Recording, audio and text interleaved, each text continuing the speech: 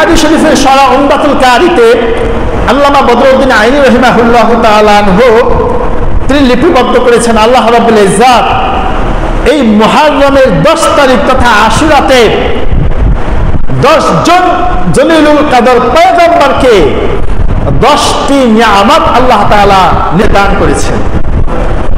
এই 10টা নিয়ামতের কারণে এই দিনটা তাৎপর্য মাহাত্ম আল্লাহ তাআলার কাছে অনেক বেশি হয়ে গেছে। কারবালা মানে আশুরা, আশুরা মানে কারবালা না, এখান থেকে বিষয়টা ক্লিয়ার হবে। 1 নম্বর, আদম আলাইহিস সালাতু ওয়াস সালামের 350 বছরের ক্রন্দনের পরে এই দিন রব্বুল ইজ্জাত তার তওবাকে কবুল করেছিলেন। তাহলে এই দিনটা আমাদের নবী মরারও বহু পূর্বে 50 বছর পর 61 হিজরিতে কারবালা সংঘটিত হয়েছে। রসুলের 10ম হিজরিতে রসুল ইন্তেকাল করেছেন।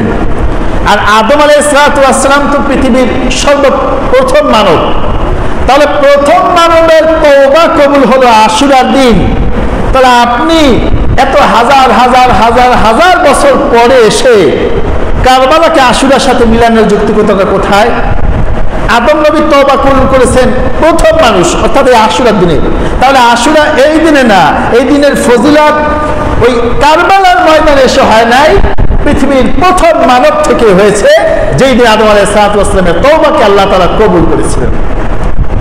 দ্বিতীয় নাম্বার, সাইয়্যিদনা হযরত নূহ আলাইহিস সালাতু ওয়াস সালাম, তিনিও আমাদের নবীর হাজার হাজার পৃথিবীর প্রথম দিকে নবী ছিলেন। হযরত নূহ আলাইহিস সালাতু ওয়াস সালামের কিস্তি 40 দিন পর্যন্ত চলমান ছিল, পানি বাড়তেছিল।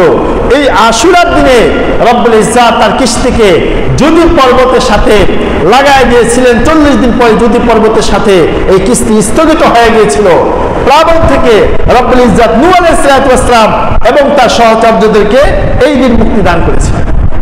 3 নাম্বার, হযরত ইব্রাহিম আলাইহিস সালাতু ওয়াস সালাম, সেও আমাদের নবীর অনেক আগে। এই আশুরার দিনে কারবালার যেদিন সংগঠিত হয়েছে মুহররমের 10ম তারিখ ইব্রাহিম আলাইহিস সালাতু ওয়াস সালামের জন্ম হয়েছিল। এই দিনে হযরত ঈসা আলাইহিস সালাতু ওয়াস সালামের জন্ম হয়েছিল। এই দিনে হযরত ঈসা আলাইহিস সালাতু ওয়াস সালামকে আল্লাহ তাআলা আকাশে উঠায় নিয়েছিলেন। এই দিনে হযরত ইয়াকুব আলাইহিস সালাতু ওয়াস সালাম তার সন্তানের বিশ্বের যন্ত্রণায় কেঁদে কেঁদে চোখে অন্ধ করে ফেলছিলেন। রব্বুল ইজ্জাত এই আশুরার দিনে তার চোখের দৃষ্টি শক্তিকে ফিরিয়ে দিয়েছিলেন। এই দিনেই রব্বুল ইজ্জাত হযরত ইউসুফ আলাইহিস সালাতু ওয়াস সালামকে কুয়া থেকে মুক্তি দিয়েছিলেন।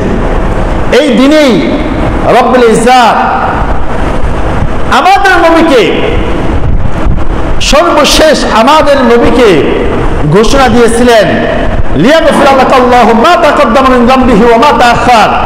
নবী, আপনার অতীত এবং ভবিষ্যতে যত গুনাহ আছে আমি আল্লাহ আপনার সমস্ত গুনাহ খাতাগুলো মাফ করে দিলাম।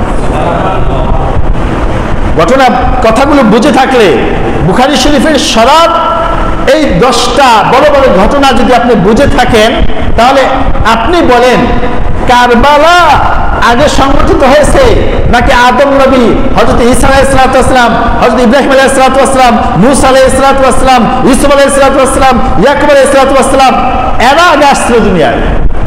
এরা আগে আসছিল না কারবালা আগে হয়েছে?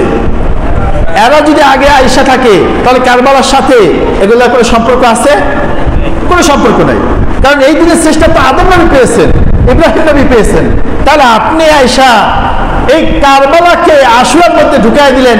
আশুরাই মানে কারবালা, কারবালা মানে আশুরা, এটাই মানে ফিতনা, এটাই মানে ইসলামের মধ্যে সংযোজন, ইসলামের মধ্যে নব আবিষ্কৃত নামে বেদাত ছাড়া কিছুই না।